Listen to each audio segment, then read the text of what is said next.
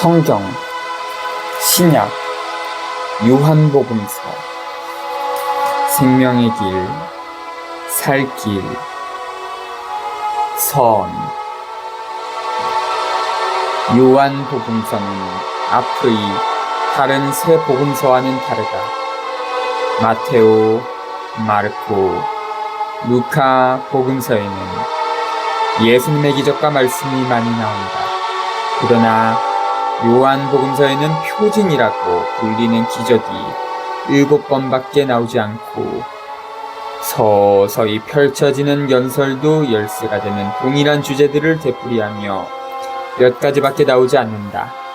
앞의 세 복음서 저자들은 자기 공동체들 안에 이미 있던 교리교육 내용을 모아서 편집하고 완성시켰다. 그러나 요한은 그와 다른 길을 따른다. 요한복음서는 자기 공동체 안에 있던 교리교육 내용을 깊이를 더해서 보여주기 위한 일종의 묵상서다. 요한의 복음은 사람들에게 생명을 주고 사람들을 살리기 위하여 하나님의 아드님이신 예수 그리스도에 대한 믿음을 일깨우고 키우려는 목적을 가지고 있다. 요한이 보기에 예수님께서는 하나님이 보내신 분이고 아버지를 사람들에게 계시하는 분이시다. 하나님은 사람들을 사랑하고 그들에게 생명을 주어 살리고자 하신다.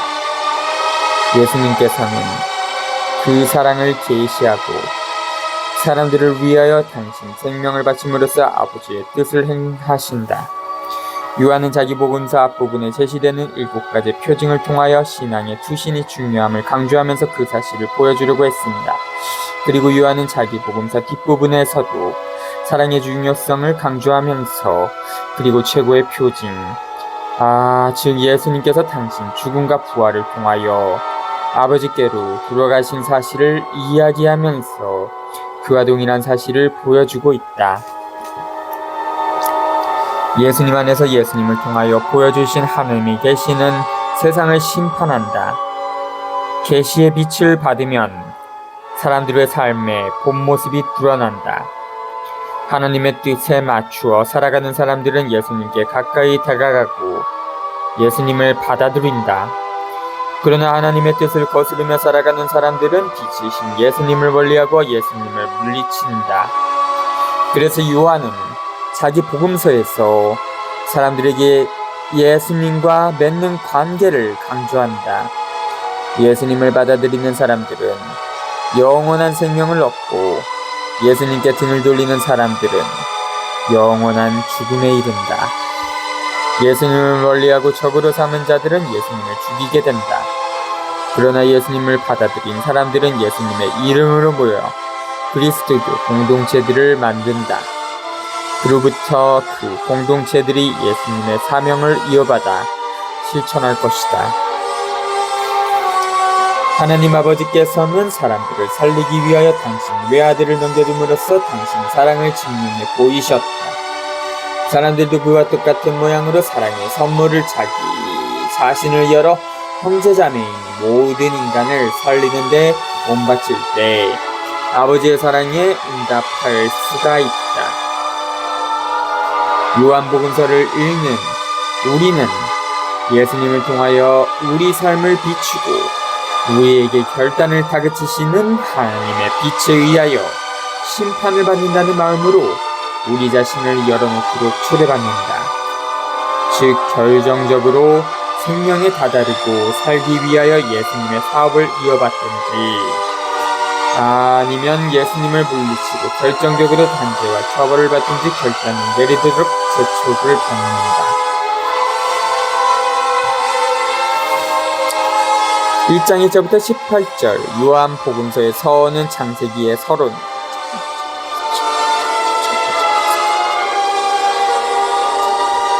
를 떠올리게 한다. 한처음에 창조 이전에 하나님의 아드님은 이미 하나님 안에 계셨다. 영원하고 볼 수 없으신 하나님의 자기 표현으로서 하나님 안에 계셨다. 아들은 아버지를 위해 계신다. 아들은 아버지의 모상이시다. 아버지는 아들 안에서 당신 자신을 온전하게 보고 계신다. 아버지와 아들은 영원한 대화와 친교를 서로 나누고 계신다. 말씀은 하나님의 지혜다. 우리는 하나님의 지혜를 세계의 놀라운 일들과 역사가 펼쳐지는 과정 안에서 엿볼 수 있다. 모든 시대의 사람들은 늘 그 지혜에 대하여 무엇인가를 알고 있었고 지금도 알고 있다. 하나님의 말씀인 예수님께서는 모든 사람의 양심과 의식을 비추는 빛이시다. 그 빛은 우리를 어디로 이끌어 줄 것인가?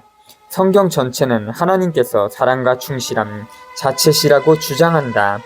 하나님께서는 당신의 크나큰 사랑이 겨워 그리고 당신 약속에 충실하여 인간이 상상도 할 수 없는 상태, 즉 당신 생명과 행복에 참여하는 상태 안으로 들여보내고자 하신다. 그렇게 하려고 말씀이 사람이 되어 당신 집으로, 당신 것인 이 세계 속으로 들어오신다.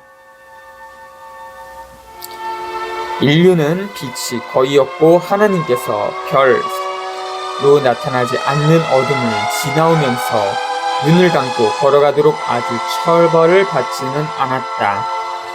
하나님께서는 당신 자신을 예수님 안에서 예수님을 통하여 전적으로 나타내 보이신다.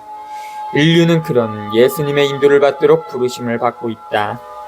사실상 빛인 예수 그리스도께서는 모든 사람을 하나님의 자녀로 만들기 위하여 오신다. 예수님께서는 오직 한 분뿐인 아버지의 외아들이시지만 모든 사람이 예수님 안에서 하나님의 자녀가 될 수 있다. 모든 사람이 하나님에게서 다시 태어날 수 있다.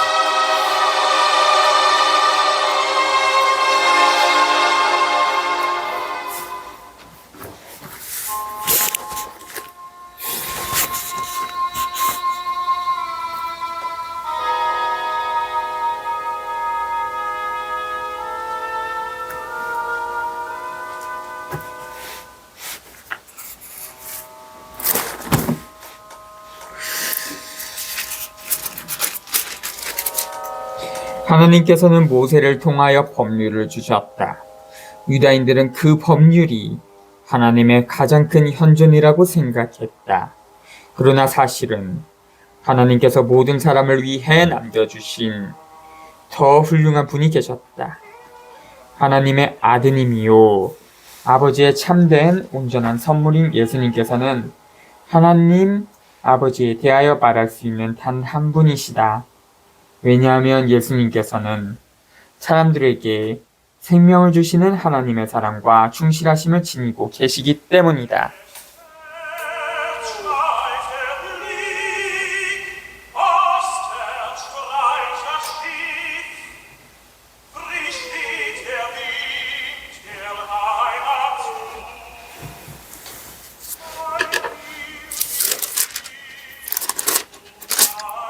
머리글 1. 한처음에 말씀이 계셨다. 말씀은 하나님과 함께 계셨는데 말씀은 하나님이셨다. 그분께서는 한처음에 하나님과 함께 계셨다. 모든 것이 그분을 통하여 생겨났고 그분 없이 생겨난 것은 하나도 없다. 그분 안에 생명이 있었으니 그 생명은 사람들의 빛이었다. 그 빛이 어둠 속에서 비치고 있지만 어둠은 그를 깨닫지 못하였다. 하나님께서 보내신 사람이 있었는데 그의 이름은 요한이었다. 그는 증언하러 왔다. 빛을 증언하여 자기를 통해 모든 사람이 믿게 하려는 것이었다. 그 사람은 빛이 아니었다. 빛을 증언하러 왔을 따름이다. 모든 사람을 비추는 참빛이 세상에 왔다.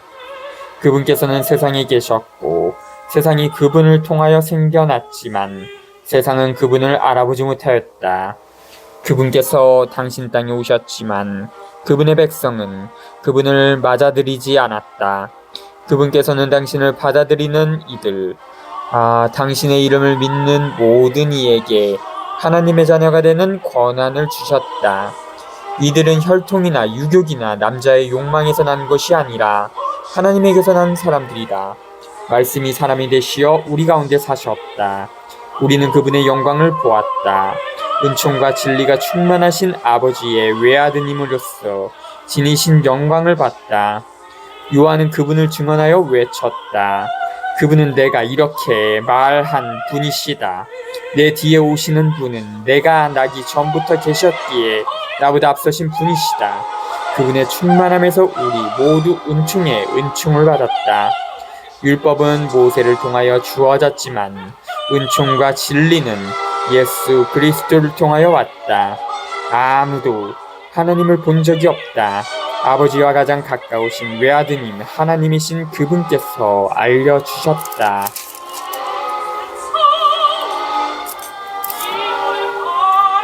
세례자 요한의 충언.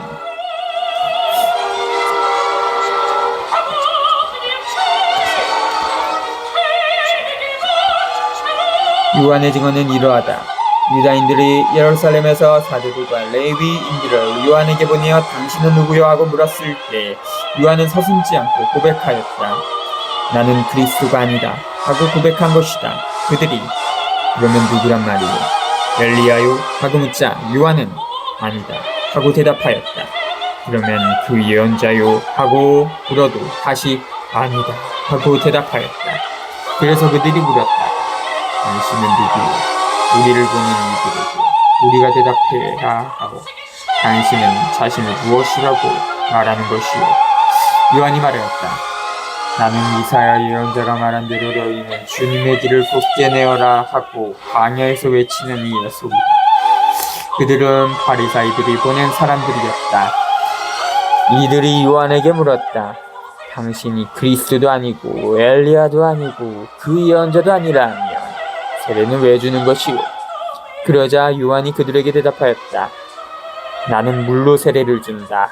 그런데 너희 가운데에는 너희가 모르는 분이 서 계신다. 내 뒤에 오시는 분이신데 나는 그분의 신발끈을 풀어드리기에도 합당하지 않다. 이는 요한이 세례를 주던 요르단강 건너편 베타니아에서 일어난 일이다. 19절부터 28절. 세례자 요한이 설교를 시작할 때 유다인들은 자기들을 외국인의 지배에서 벗어나게 할 메시아를 기다리고 있었다. 요한은 메시아가 올 때가 왔다고 예고하고 백성에게 회개하고 세례를 받으라고 요구한다. 그러자 종교 지도자들은 신경을 곤두세우고서 요한이 자기 자신을 메시아로 여기는지를 물으려고 사람들을 보낸다.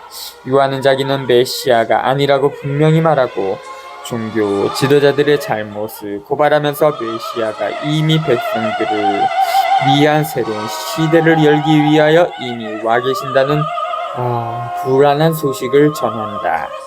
메시아는 유다인들이 기다리던 구세주에게 붙인 이름이다. 그들은 메시아를 예언자라고도 불렀다.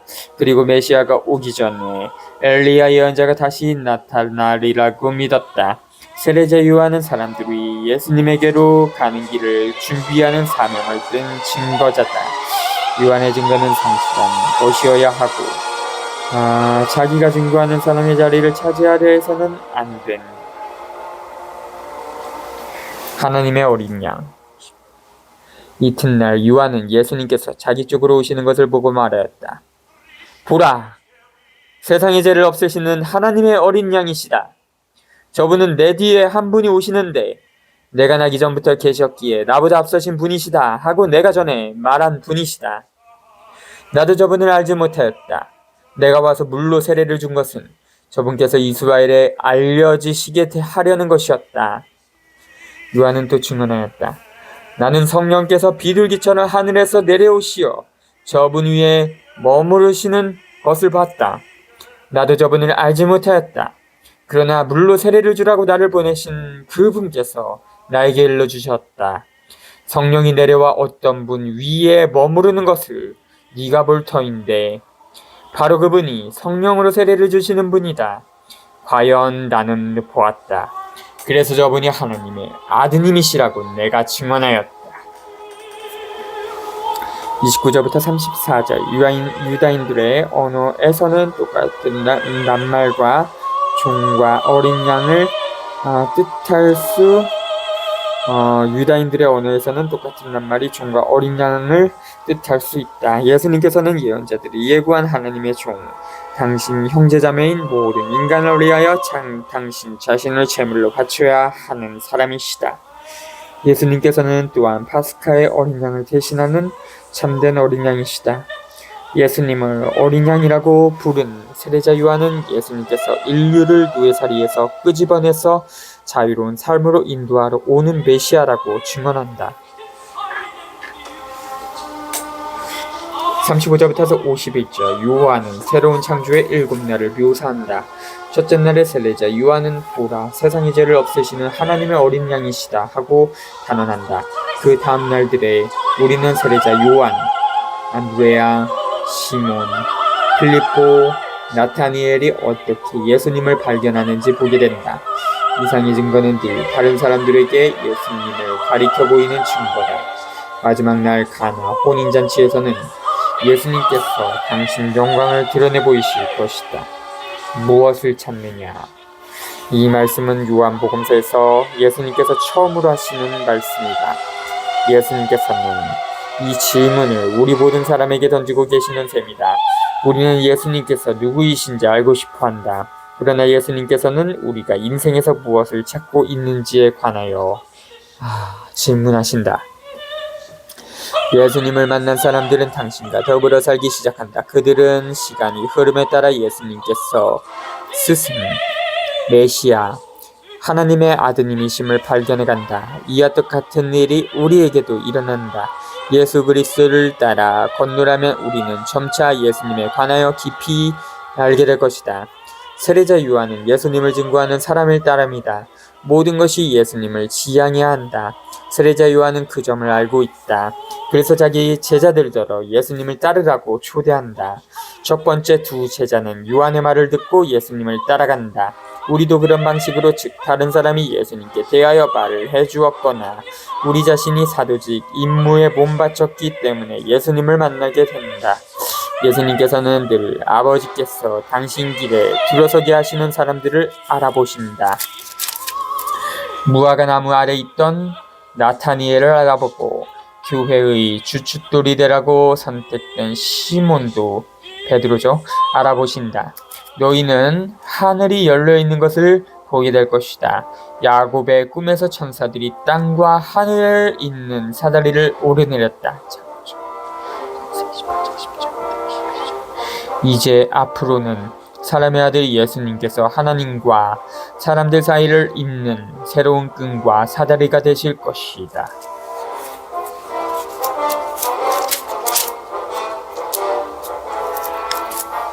첫 제자들.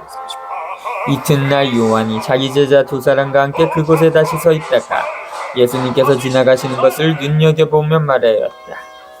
보라, 하나님의 어린 양이시다. 그 두 제자는 요한이 말하는 것을 듣고 예수님을 따라갔다. 예수님께서 들어서시어 그들에게 따라오는 것을 보시고 무엇을 찾느냐고 물으시자 그들이 랍비, 어디에 묵고 계십니까? 하고 말하였다. 랍비는 번역하면 스승님이라는 말이다. 예수님께서는 그들에게 와서 봐라 하시니 그들이 함께가 예수님께서 묵으시는 곳을 보고 그날 그분과 함께 묵었다. 때는 오후 4시쯤이었다. 요한의 말을 듣고 예수님을 따라간 두 사람 가운데 하나는 시몬 베드로의 아들 안드레아, 시몬 베드로의 동생 안드레아였다. 그는 먼저 자기 형 시몬을 만나 우리는 메시아를 만났어 하고 말하였다. 메시아는 번역하면 그리스도이다. 그가 시몬을 예수님께 데려가자 예수님께서 시몬을 눈여겨보며 이르셨다. 너는 요한의 아들 시몬이구나. 앞으로 너는 케파라고 불릴 것이다. 케파는 베드로라고 번역되는 말이다. 필립보와 나타니엘을 부르시다. 이튿날 예수님께서는 갈릴레아에 가기로 작정하셨다. 그때에 필립보를 만나시자 그에게 나를 따라라 하고 이르셨다. 필립보는 안드레아와 베드로의 고향인 베사이다 출신이었다. 이 필립보가 나타니엘을 만나 말하였다. 우리는 모세가 율법에 기록하고 예언자들도 기록한 분을 만났소. 나자렛 출신이고 요셉의 아들 예수라는 분이시오. 나타니엘은 필립보에게 나자렛에서 무슨 좋은 것이 나올 수 있겠소 하였다. 그러자 필립보가 나타니엘에게 와서 보시오 하고 말하였다. 예수님께서는 나타니엘이 당신 쪽으로 오는 것을 보시고 그에 대하여 말씀하셨다. 보라, 저 사람이야말로 참으로 이스라엘 사람이다. 저 사람은 거짓이 없다. 나타니엘이 예수님께 저를 어떻게 아십니까? 하고 물으니 예수님께서 그에게 필립보가 너를 부르기 전에 네가 무화과나무 아래에 있는 것을 내가 봤다 하고 대답하셨다. 그러자 나타니엘이 예수님께 말하였다. 스승님은 하느님의 아드님이십니다. 이스라엘의 임금님이십니다. 예수님께서 나타니엘에게 이르셨다. 네가 무화과나무 아래에 있는 것을 보았다고 해서 나를 믿느냐? 앞으로 그보다 더 큰 일을 보게 될 것이다. 이어서 그에게 또 말씀하셨다. 내가 진실로 너희에게 말한다. 너희는 하늘이 열리고 하느님의 천사들이 사람의 아들을 위해서 오르내리는 것을 보게 될 것이다.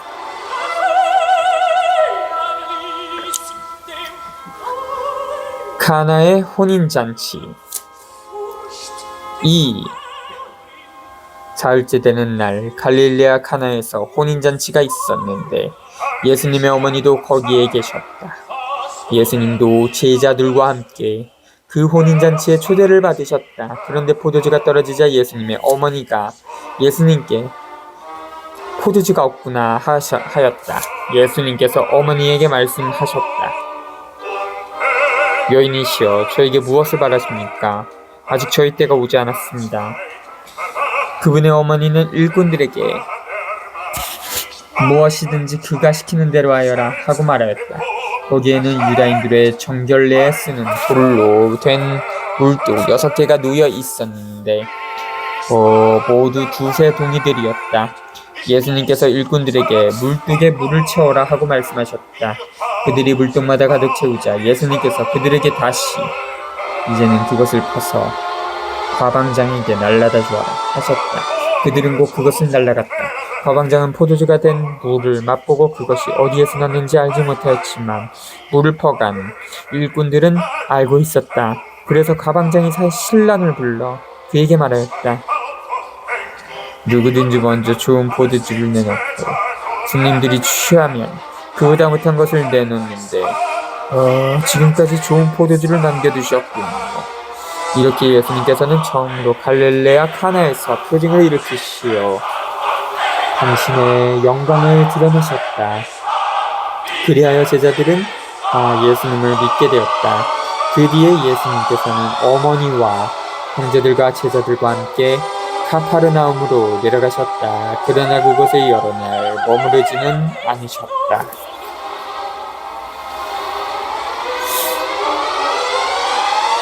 이상 1절부터 12절. 요한에 따르자면 예수님께서 공적인 활동을 시작하신 첫째 주간은 가나의 혼인잔치로 끝난다. 요한은 이 일화를 그 상징적 성격 때문에 소개한다. 결혼은 하나님과 인류 사이의 하나됨을 상징한다. 그 하나됨은 하나님이요 사람이신 예수님 안에서 축제를 지내는 모양으로 이루어진다. 예수님 없이는 인류가 수없이 혼인잔치를 치르는 것과 같다. 혼인잔치에서 슬리 떨어져 어려워진 처지를 해결해주려 애쓰는 마리아는 예수님께 대한 믿음으로부터 태어나는 공동체를 상징한다. 이 이야기에서 마리아가 하는 마지막 말은 무엇이든지 그가 시키는 대로 하여라는 초대였다. 그러자 예수님께서는 당신의 때가 아직 이르지 않았다고 말씀하신다. 우리를 하나님과 결정적으로 화해하게 하실 당신 죽음과 부활만이 당신의 결정적인 때가 될 것이다. 예수님께서는 유다인들이 음식을 먹기 전에 손을 씻는 등 정결 예절에 쓰는 물을 이용하신다. 유다인들은 부정을 타지 않으려는 걱정 때문에 앞을 보지 못하는 상태에 있었다. 그들의 종교는 정결에 관한 규정을 수도 없이 정해놓고 있었다. 그러나 예수님께서는 물을 술로 바꿔놓으신다. 그렇게 함으로써 참된 종교는 죄를 짓지 않을까 조심조심하고 두려워하는 데 바탕을 두고 있지 않음을 보여주신다.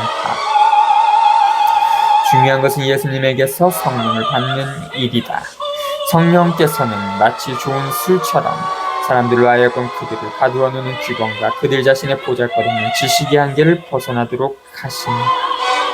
가나의 혼인잔치 이야기는 어떻게 보면 예수님의 공적 활동 전체를 통하여 일어날 이를 간추려 보여준다. 예수님께서는 당신 말씀과 활동으로 하나님과 인간들 사이의 관계 및 인간끼리의 관계를 바꾸어 놓으실 것이다. 13절부터 22절 유다인들에게 성전은 하나님과 만나는 특별한 곳이었다. 온 세계의 유다인들이 봉헌물과 제물을 성전에 바쳤다. 그 봉헌물과 제물을 사제들이 관리하고 있었으며 그것은 정말 손쉽게 돈을 벌어들이는 좋은 수단이었다. 기도하는 집인 성전이 돈 벌고 권력 잡는 짓을 경건한 예절로 변장하는 곳으로 둔갑해버렸다. 예수님께서는 이 가운데 많은 돈을 세금 바치듯 사제들에게 바치는 장학지들을 쫓아냄으로써 가난한 사람들을 짓누르고 빼앗는 종교 지도자들을 고발하신다. 이어서 예수님께서는 성전의 멸망을 예고함으로써 그들의 종교제도가 이미 망했다고 말씀하신다. 앞으로는 죽고 부활하시는 예수님의 몸이 참된 성전이 될 것이다.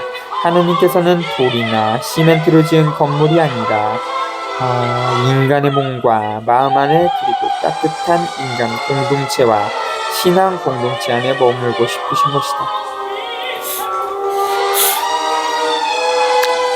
성전을 정화하시다.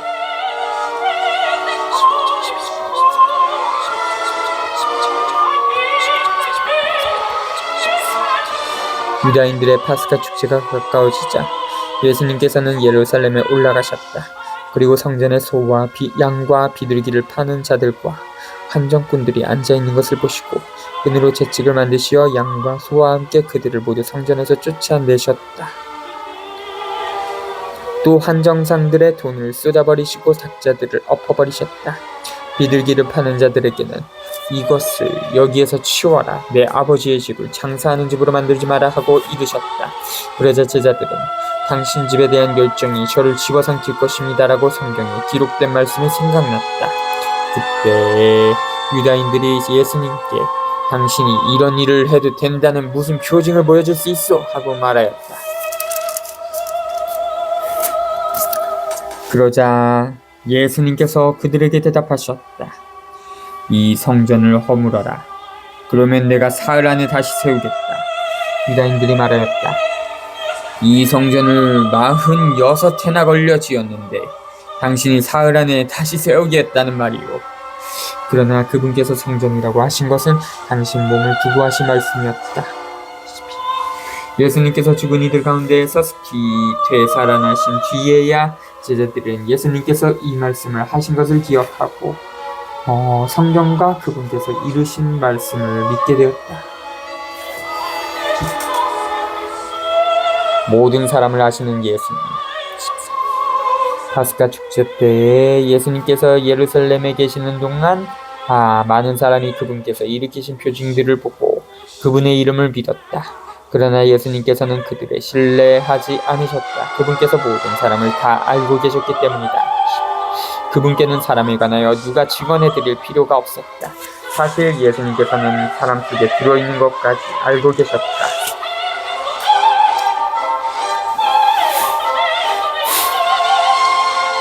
(23절부터 25절) 예수님을 믿는 이들, 예수님을 전통적인 메시아, 즉 지배 권력을 통하여 백성을 다스리고 나라를 키워가는 기능을 행사하는 우두머리로 본 메시아로 받아들이는 것으로는 안 된다.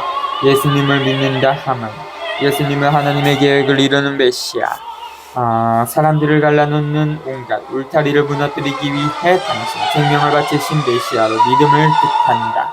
예수님께서는 집단 이익을 위하여 당신을 이용하고 도구로 만드는 그 어떤 집념과 집착도 물리치신다. 이 대목은 예수님께서 니고데모와 나누신 대화의 서론격이다.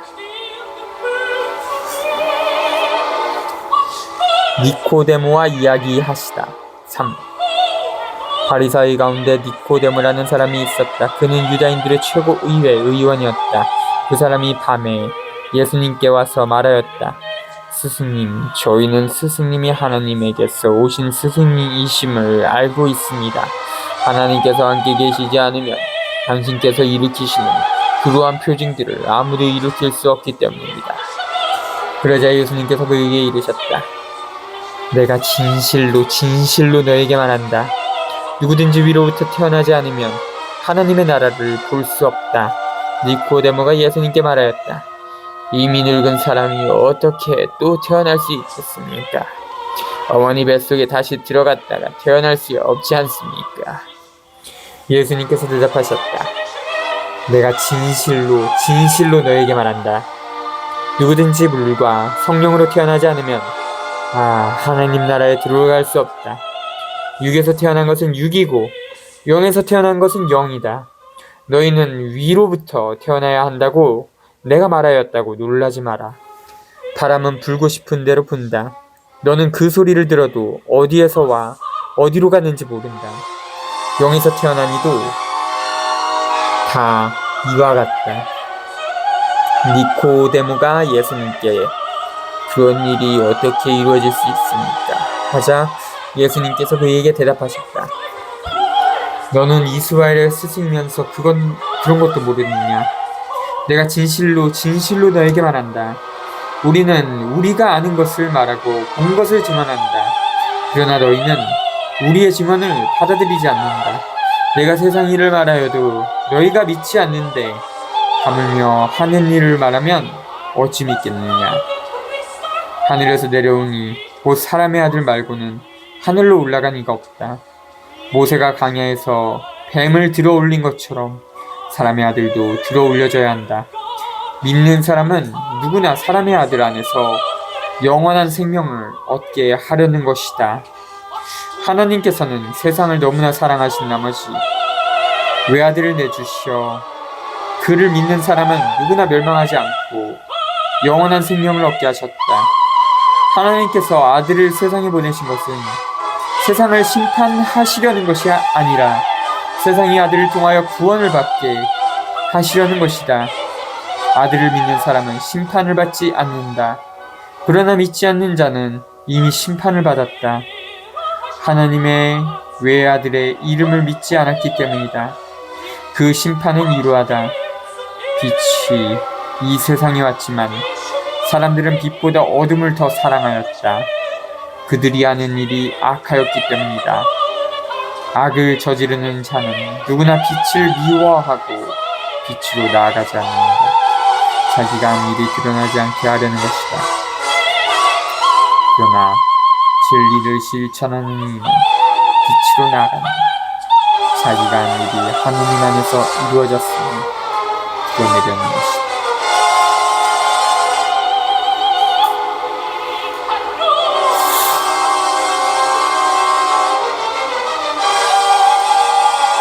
어, 3장 1절부터 8절. 예수님을 믿는다 함은 예수님의 말씀과 행적을 보고 감탄하는데 그치지 않는다. 새로 태어난 마음과 생각과 행동과 인생의 목적과 방향을 철저하게 바꾸라고 요구하시는 예수님에게 몸 바치고 자기 자신을 넘겨주는 것을 뜻합니다. 이 말은 기존의 사회질서에 얽매이지 말고 하나님의 새로움에 늘 열려있기 위하여 그 사회질서를 상대화하라는 의미이다. 회개하는 사람은 하나님의 성령의 인도를 받는 사람이다. 회개하지 않은 자들로서는 어림짐작할 수 없게 변한 사람이다. 그리스도교 신앙이 가져다주는 그 같은 자유는 세례라는 상징적인 예절을 통하여 효과적으로 거행된다. 9절부터 15절. 하나님께서 우리 인간을 위하여 품고 계시는 위대한 새로움은 예수님 안에 있다. 예수님께서는 십자가 위에서 새로운 생명을 계시하신다. 십자가 위에서 예수님께서는 가장 큰 사랑을 보여주신다. 우리 인간을 위하여 당신 자신의 생명을 바치신다. 16절부터 21절. 하나님께서는 인간이 멸망하는 것을 바라지 않고 인간이 단죄와 처벌을 받는 것을 달가워하지 않으신다. 하나님께서는 모든 사람에게 생명을 주어 구원하기 위해 예수님을 통하여 당신 사랑을 나타내신다. 그러나 예수님의 현존은 회개하지 않는 자들을 불편하게 하고 심판한다. 갈등과 대결과 분열을 일으키고 결단을 다그친다. 회개하여 예수님을 믿고 사랑을 실천하는 사람들은 예수님의 말씀과 활동을 이어받아 모든 사람을 살리는 일을 인생의 목적으로 삼는다. 그러나 예수님을 믿지 않고 사랑을 실천하지 않고 자기 이익과 이기심에 갇혀있는 자들은 가난한 사람들과 나라들을 억누르고 착취한다. 자기 이익과 출세를 꾀하는 자들은 음흉한 속셈을 애써 감추면서 빛으로 다가오지 않는다. 22절부터 30절. 세례자 요한은 예수님과 경쟁하는 사람이 아니다. 자기 사명은 사람들에게 예수님을 알리고 예수님을 따르게 하는 데 있음을 분명하게 고백한다. 예수님을 발판으로 삼고 사람들을 헷갈리게 하여 자기 추종자들을 만들어 내는데 있지 않음을 명백하게 밝힌다. 세례자 요한의 태도는 오늘날 잘못된 종교 지도자들에게 자기네 자세를 반성하게 한다. 어떤 종교 지도자들은 하나님의 백성을 거느리려 들며 스스로 진리의 주인으로 행세한다.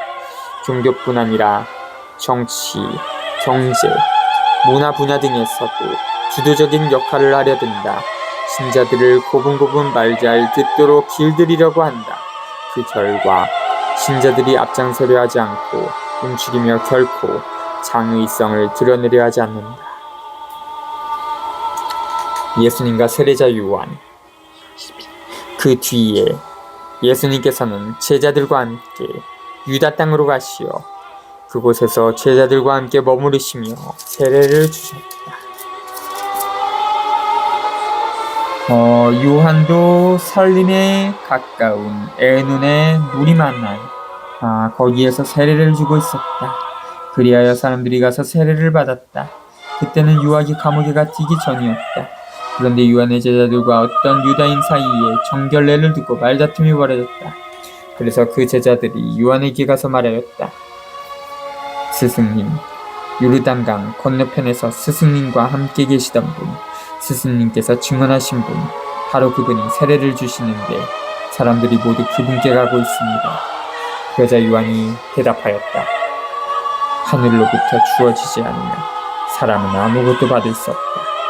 나는 그리스도가 아니라 그분에 앞서 파견된 사람일 따릅니다 하고 내가 말한 사실에 관하여 너희 자신이 내 증인이다.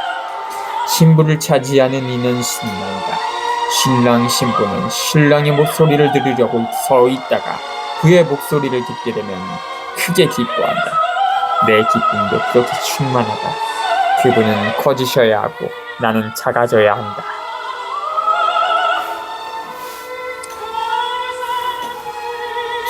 하늘에서 오시는 분, 위에서 오시는 분은 모든 것 위에 계신다. 땅에서 난 사람은 땅에 속하고 땅에 속한 것을 말하는데 하늘에서 오시는 분은 모든 것 위에 계신다. 그분께서는 친히 보고 들으신 것을 증언하신다. 그러나 아무도 그분의 증언을 받아들이지 않는다. 그분의 증언을 받아들이는 사람은 하나님께서 참되심을 확증한 것이다. 하나님께서 보내신 분께서는 하나님의 말씀을 하신다. 하나님께서 보내신 분께서는 하나님의 말씀을 하신다. 하나님께서 한량없이 성령을 주시기 때문이다. 아버지께서는 아드님을 사랑하시고 모든 것을 그분 손에 내주셨다. 아드님을 믿는 이는 영원한 생명을 얻는다. 그러나 아드님께 순종하지 않는 자는 생명을 보지 못할 뿐만 아니라 하나님의 진노가 그 사람 위에 머무르게 된다. 31절부터 36절. 예수님께서는 아버지와 함께 계시고 아버지께로부터 오신 분이다. 예수님만이 사람들에게 생명을 주시는 참된 하나님을 계시해 주신다. 예수님의 증거를 받아들이지 않고 사람을 살리는 일에 나서지 않는 사람은 자기 이익과 출세라는 우상을 섬기고 다른 사람들을 죽이는 일을 하고 죽을 길을 달린다. 모든 사람이 오순도순 함께 살게 하시려는 하나님의 계획은 예수님 안에서 계시되었다. 이 계획은 모든 사람에게 열려진 제안이다. 예수님 앞에서 사람들은 결단을 내려야 한다. 예수님과 더불어 모든 사람을 함께 살게 하겠다는 인생 목표를 선택하든지 아니면 예수님을 대하여 내 자신과 내 가족만 살겠다는 인생 목표를 선택하든지 해야 한다. 예수님을 따라 예수님처럼 사는 사람들은 자기 생활로서 하나님께서 충실한 분이심을 증거하고 끝나지 않는 충만한 생명을 누린다. 그러나 예수님을 거절하는 자는 하나님에게서 떨어져 나가 영원한 죽음에 이른다. 죽고 사는 것이 그 선택에 달렸다. 4장 1절부터 15절 사마리아 여인과 이야기를 나누는 가운데 예수님께서는 인간차별과 인종차별, 기타 온갖 형태의 사회적 차별을 뛰어넘게 하신다. 누구나 마찬가지로 이 여인도 생명을 목말라 하고 있다. 인간다운 삶을 목말라 하고 있다. 모든 사람이 목마름을 없애줄 무엇인가를 찾고 있지만 흔히 고여있는 썩은 물밖에 얻지 못한다.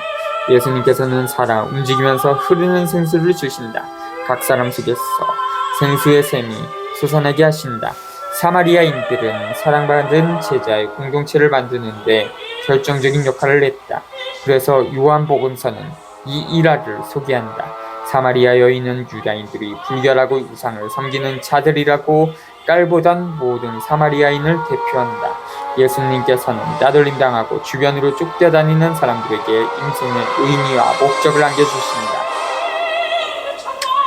물은 우리에게 생명을 주고 우리를 살린다. 물은 우물에서 길러낸다. 모든 백성은 자기네 우물을 가지고 있으며 자기네 우물물을 마신다. 유다인의 우물이 있었고 사마리아인의 우물이 있었다.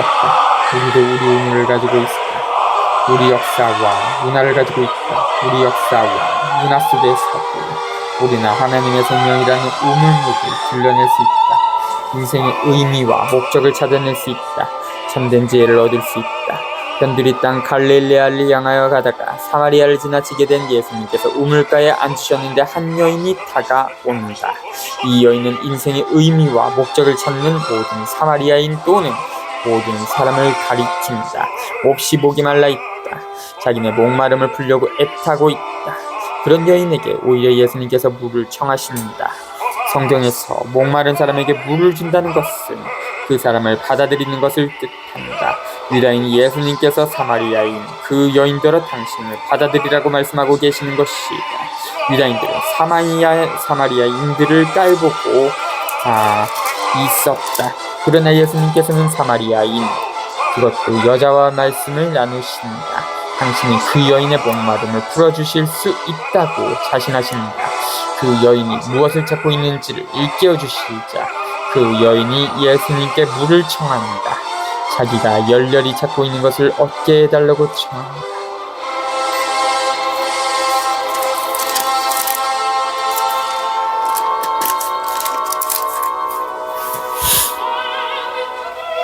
사마리아 여인과 이야기하시다. 4. 예수님께서는 당신이 요한보다 더 많은 사람을 제자로 만들고 세례를 준다는 소문을 바리사이들이 들었다는 것을 알게 되셨다. 사실은 예수님께서 친히 세례를 주신 것이 아니라 제자들이 준 것이다. 그래서 예수님께서는 유다를 떠나 다시 갈릴레아로 가셨다. 그때 사마리아를 가로질러 가셔야 했다. 그렇게 해서 예수님께서는 야곱이 자기 아들 요셉에게 준 땅에서 가까운 시카르라는 사마리아의 한 고을에 이르셨다. 그곳에는 야곱의 우물이 있었다. 길을 건너라 지치신 예수님께서는 그 우물가에 앉으셨다. 때는 정오 무렵이었다. 마침 사마리아 여자 하나가 물을 기르러 왔다. 그러자 예수님께서 나에게 마실 물을 좀 다오 하고 그 여자에게 말씀하셨다. 제자들은 먹을 것을 사러 고을에 가 있었다. 사마리아 여자가 예수님께 말하였다. 선생님은 어떻게 유다 사람이시면서 사마리아 여자인 저에게 마실 물을 청하십니까? 사실 유다인들은 사마리아인들과 상종하지 않았다. 예수님께서 그 여자에게 대답하셨다. 네가 하나님의 선물을 알고 나에게 마실 물을 좀 다오 하고 너에게 말하는 이가 누구인지 알았더라면 오히려 네가 그에게 청하고 그는 너에게 생수를 주었을 것이다. 그러자 그 여자가 예수님께 말하였다. 선생님, 두레박도 가지고 계시지 않고 우물도 깊은데 어디에서 그 생수를 마련하시렵니까? 선생님이 저희 조상 야곱보다 더 훌륭한 분이시라는 말씀이십니까? 그분께서 저희에게 이 우물을 주셨습니다. 그분은 물론 그분의 자녀들과 가축들도 이 우물물을 마셨습니다. 예수님께서 그 여자에게 이르셨다. 이 물을 마시는 자는 누구나 다시 목마를 것이다.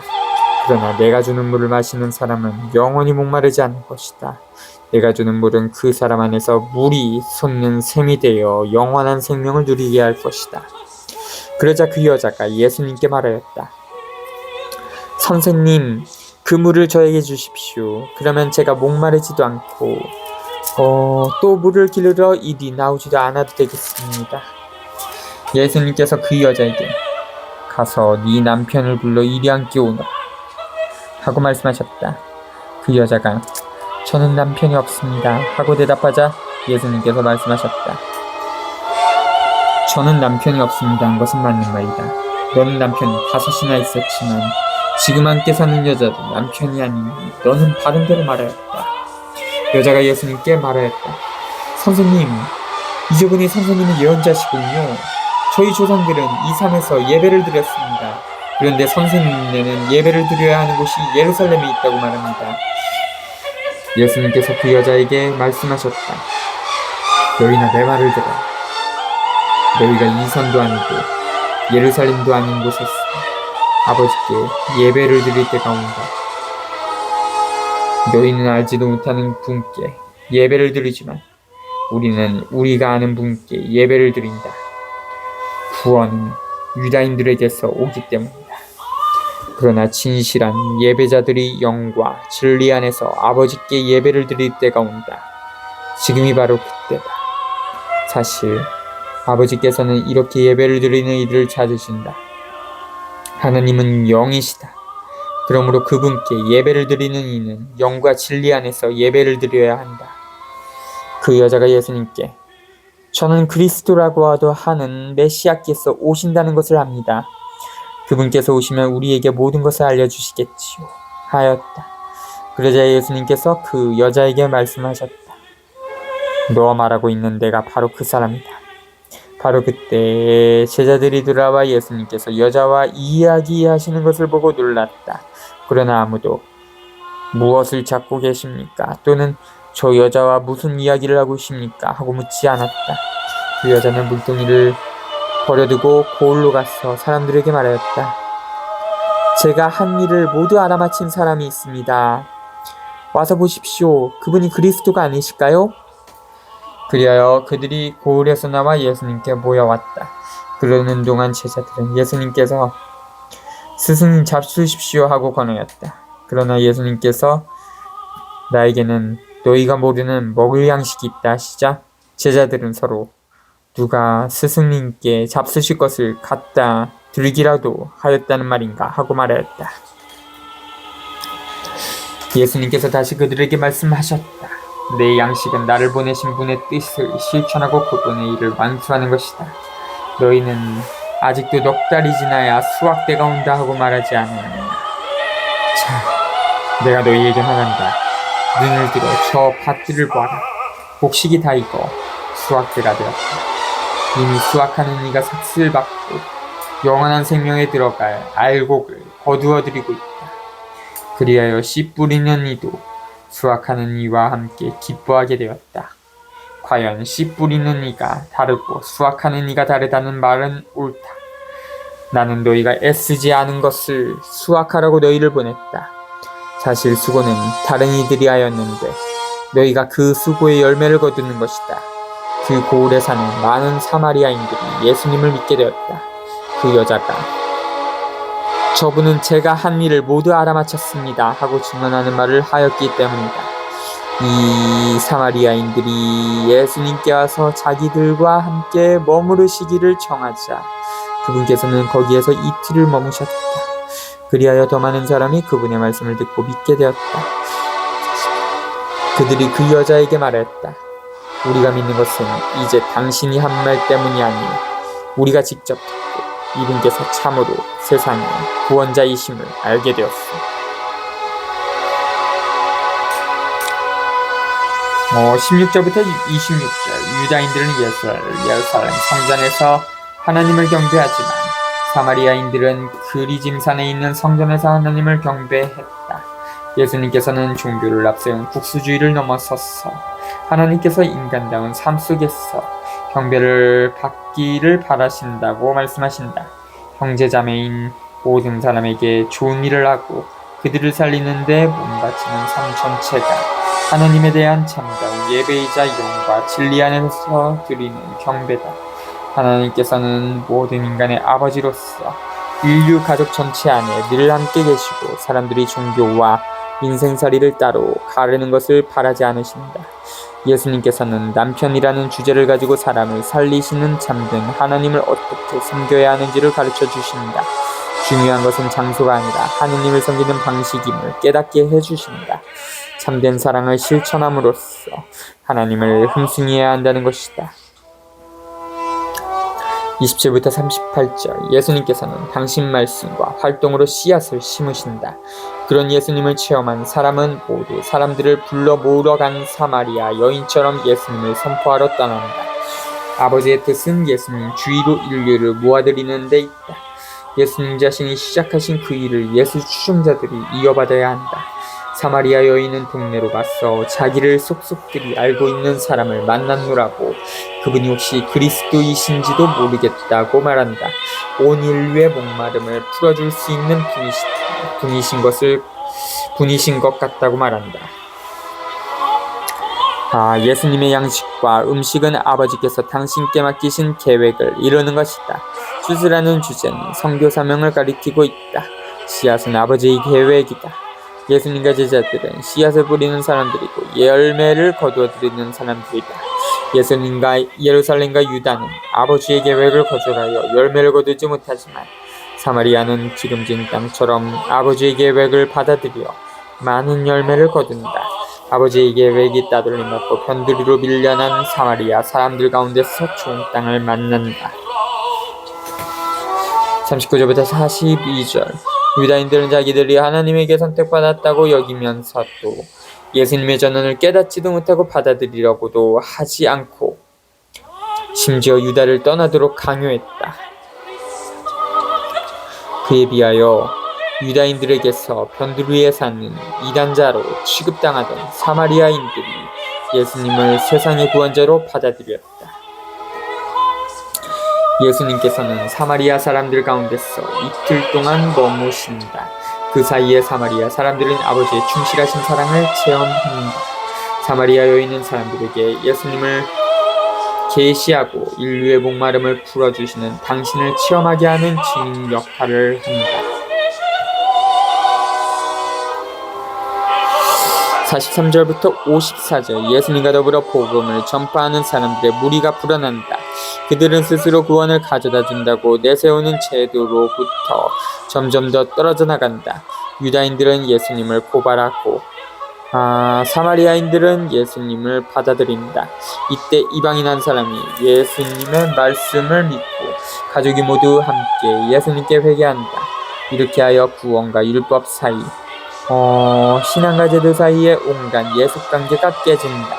구원은 자기 자신을 열고 응답하는 모든 사람에게 하나님께서 거저주시는 선물이다. 예수님을 믿고 따르는 사람들은 주로 사마리아인들이나 갈릴레아인들처럼 따돌림당하고 주변으로 떠밀리는 바닥 사람들이다. 여기에 나오는 고관은 이방인이다. 유다인들은 이방인을 더럽다고 여겨 가까이 하려 하지 않았다. 그런데도 유다인인 예수님께서는 그런 이방인과 접촉하고 그의 청을 들어주신다. 이방인의 자식을 낳게 하신다. 그 고관은 자기 재산과 권력으로 자식을 살려낼 수 없었지만 예수님께서는 기쁜 소식을 전하는 당신 말씀만으로 그 아이를 살려내신다. 그러자 그의 온 집안이 예수님을 믿었다. 왕실관리의 아들을 살리시다.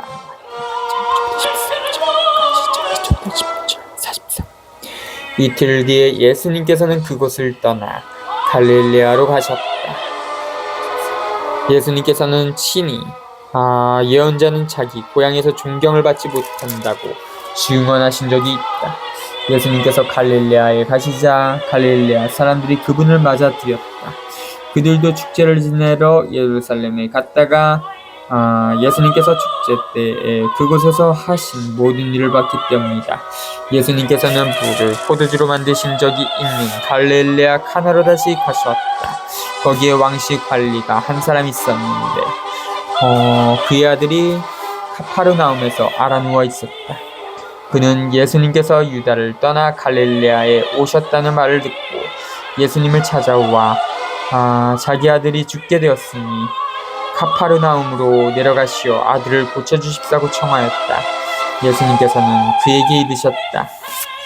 너희는 표징과 이적을 보지 않으면 믿지 않을 것이다. 그래도 그 왕실 관리는 예수님께 주님, 제 아이가 죽기 전에 같이 내려가 주십시오 하고 말하였다. 그러자 예수님께서 그에게 말씀하셨다. 가거라. 네 아들은 살아날 것이다. 그 사람은 예수님께서 자기에게 이르신 말씀을 믿고 떠나갔다. 그가 내려가는 도중에 그의 종들이 마주 와서 아이가 살아났다고 말하였다. 그래서 그가 종들에게 아이가 나아지기 시작한 시간을 묻자 어제 오후 1시에 열이 떨어졌습니다 하고 대답하는 것이었다. 그 아버지는 바로 그 시간에 예수님께서 자기에게 네 아들은 살아날 것이다 하고 말씀하신 것을 알았다. 그리하여 그와 그의 온 집안이 믿게 되었다. 이렇게 예수님께서는 유다를 떠나 갈릴레아로 가시어 두 번째 표징을 일으키셨다.